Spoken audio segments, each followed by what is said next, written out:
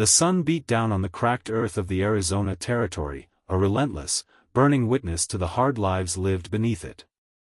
The only shade was inside the old, dilapidated barn, thick with the smell of dust, dried hay, and the metallic tang of fresh blood. It was here, in this suffocating gloom, that the moment arrived. She was barely 16, her hair like midnight silk, pulled back by a simple leather thong.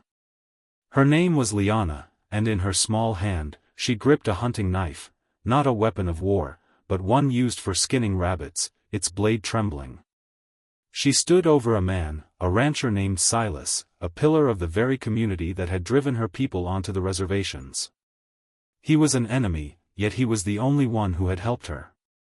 He lay slumped against a feed trough, his leg wrapped crudely in a torn shirt, the fabric already soaked dark. He was too weak to fight, too honest to lie. Her eyes, usually clear and defiant, were wide with a terror that surpassed her own immediate danger. She was looking past him, past the barn door, toward the shimmering heat on the horizon. The moment was ticking down. "Please," she whispered, the word tearing from her throat, raw and desperate. She pushed the knife forward, the point wavering inches from his chest. "Just make it fast." Silas didn't flinch. He didn't beg. He simply looked into her eyes. He knew the story. He knew the cost of the fever sweeping through the nearby camps, the cost of the meager rations, the cost of trying to steal the medicine that lay locked in the town doctor's safe. He knew Liana was sacrificing her future, her very life, to save her younger brother. For a long, excruciating beat, Silas stood still, a study in granite defiance and profound exhaustion. The blood loss made the edges of his vision swim. He could have made a move, tried to wrestle the knife away, or perhaps simply yelled, attracting the ranch hands who would surely gun her down before she took 2 steps.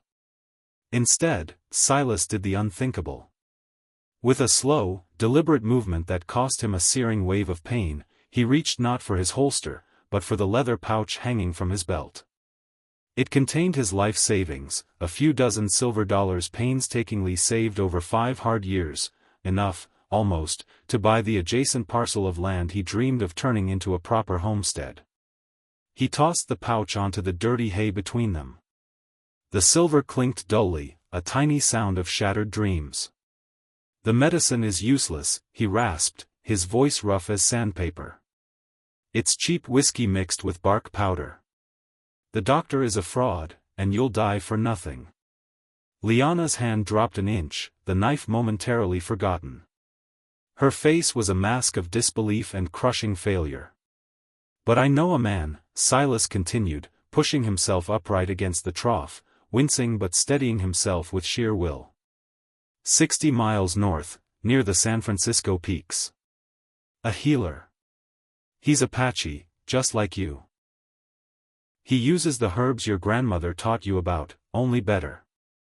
He looked directly into her soul, his brown eyes clear and free of judgment. "You won't make it there on foot. Not in this heat, not with your brother getting weaker." Then came the second, more shocking twist. Silas reached down to his holster, a movement that made Liana raise the knife defensively again, fear spiking in her eyes. But he didn't pull the pistol. He unbuckled the entire, heavy gun belt, his only real defense in this unforgiving territory, and tossed it aside. Then, he reached into his pocket and pulled out a small, tarnished brass key. "This," he said, holding up the key, "is to the tack room. My best horse, Ranger, is stalled inside. He's the fastest horse in the county. Take him. Take the saddle, the water skins, and every packet of jerky in the supply chest." He lowered his gaze, pointing to his own deeply wounded leg, where the bullet was still lodged. "I don't want to die here, Liana. But I will surely die if that bullet stays. And I can't help you if I'm dead." He paused, letting the weight of the proposal settle. "The unthinkable isn't me letting you go. The unthinkable is a man sitting here with the cure for his pain, doing nothing." He offered a weary, almost challenging look. "I need you to dig the bullet out. Liana stared at the key, then at the knife in her hand, and finally at the rancher's pale face. He was not giving her a chance to live, he was demanding she save his, forcing her to choose life over death for both of them. The transition was agonizing. The hunted became the impromptu surgeon.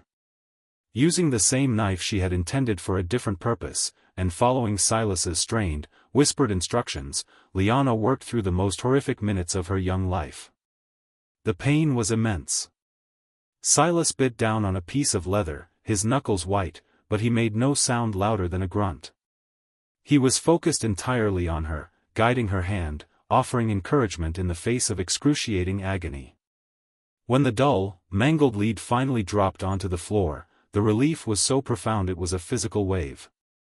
Liana slumped back, trembling, tears of pure horror and exhaustion streaming down her face. She had saved the enemy. The rancher, weakened but breathing easier, looked at her tear-streaked face. "Now go," he commanded, his voice softer now. "The sun will be down soon. You have a brother to save." Liana didn't hesitate this time. She grabbed the key, the money pouch, and the water skins.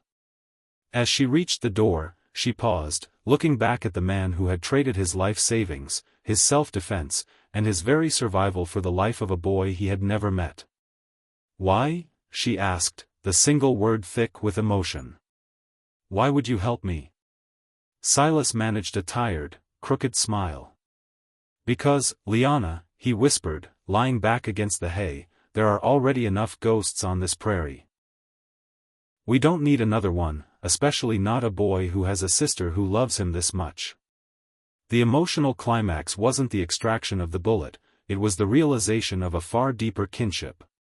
She hadn't taken his life, he had given her hers, granting her the ultimate selflessness, the opportunity to be the hero her brother needed.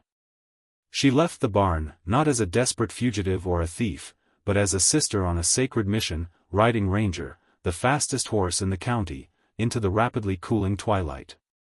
Days later, Silas was found by his hands, weak but alive.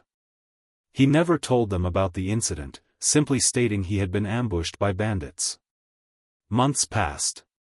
Silas healed, but the loss of his savings meant the dream of the homestead was pushed further into the distant, fading horizon. He went back to the hard, lonely routine of ranching. Then, one brisk morning, he found it. Tucked beneath the old water pump, was a small, tightly woven Apache basket. Inside, nestled beneath a handful of dried wildflowers, was his brass key, his empty silver pouch, and a small, smooth river stone, a traditional symbol of a debt paid and a life honored. And beneath the stone, written in crude, painstaking English, were three simple, powerful words: "My brother lives." Silas picked up the stone, feeling its cool weight. He looked out over the vast, empty prairie. He didn't have the deed to the land, and his wallet was empty, but he had something infinitely more valuable. He had a secret testament to humanity, a profound, shared moment of grace between two people bound by nothing but kindness and mutual respect. The final, heartwarming message whispered on the wind: in a world determined to divide us by race, language, or territory, true humanity is found not in the battles we fight, but in the selflessness of the choices we make. Silas sacrificed his future to save a stranger, Liana risked everything to honor that gift. The real frontier wasn't the land they fought over, but the wide-open, unmapped territory of the human heart, where the most valuable treasures are always earned through selfless love.